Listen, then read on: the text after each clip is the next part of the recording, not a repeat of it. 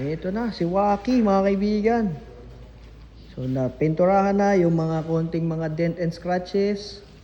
Na-buff na buong katawan. Yung interior, binaklas. Ayan. So keyless yan.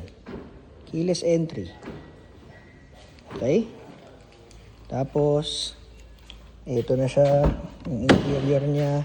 Ang natirang issue ay yung may punit dito. Very minor. Honest issue, hindi na para itatago yan. Dahil di naman din kaya itago.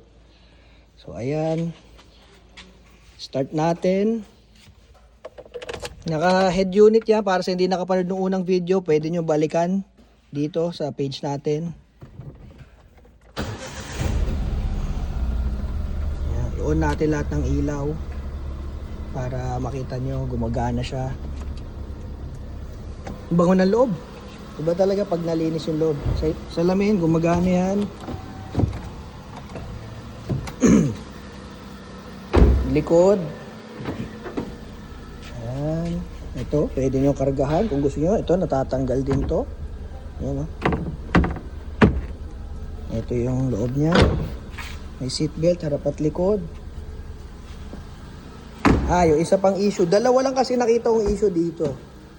So, after ma-PMS, itong dalawa yung natira. Yung may punit sa upuan, at saka yung shock nito, di ba, patay sa last video. So, ngayon, napalitan ko na. Ayan. So, buhay na siya. So, ayan. Kung gusto nyo ng malaking kargaan, malaki-laki itong likod niya. Kung mataas yung ikakarga nyo, at ayaw nyo mainitan, lagay nyo to. Pwede nyo patungan yan. Pero kung matangkad naman yung ikakarga nyo, halimbawa stroller ng bata, pwede nyo yan tanggalin. Patong nyo lang dito. Or iwan nyo sa bahay, di ba? Tapos hilahin nyo lang to. Hilahin nyo to. Yan, ganyan kalaki ang kargahan. So, pwede. Aircon, malamig. Pintura, malamig. Ayan. Tinanggal namin yung mga badge para ma-buff maigi yung loob. Pero orig paint to. Original paint. Yan. So, kita nyo, tail light, gumagana, signal lights. Walang usok, ang tambucho. Ayan, oh. Ayan ang paint. So, hindi na kayo magpapapintura, hindi na kayo bibili ng gulong. Yan naman yung madalas gasto sa second hand. Ayan, ang kapal ng gulong. Lahat ng gulong, ganyan kakapal. So, ayan ang paint niya. Mahal din kasi magpapintura eh. Kaya inalis na natin yung sa issue. Mahalaga yung pagparada mo, pogi na agad. Itim pa naman, syempre pag black dapat black na black talaga. Ayan. So ayan, yan lang, ito lang issue, pero very minor. Pwede nyong gastusan, pwedeng hindi. Bilan nyo lang na seat cover, 1,000 plus yata sa Shopee, Lazada, pang iyon. Shoot nyo na lang sa kanya. Ayan, naka-reverse camera na to.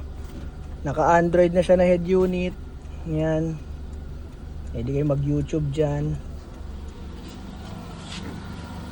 So, makina okay. Transmission okay. Ayun yung gulong sa harap. Ayan kabago. Nice. Harap at likod.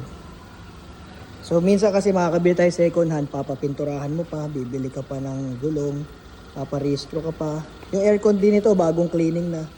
So, hindi nyo na rin iintindihin yun. Na PMS na rin to. Hindi lang basta change oil. Lahat ng brakes, filters, napaltan. So, okay na yan. Na-check na. So, ayan, working yung mga ilaw niya. Fog light din. So, ito, ready to use na to. Nadala na rin to nung nakaraang mga linggo sa Pampanga. Testing na. No overheating, walang tirik, na traffic.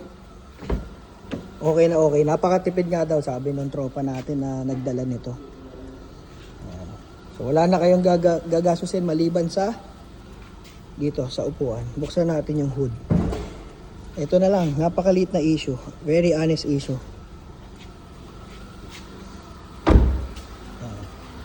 Latang-lata pa rin yung body paikot.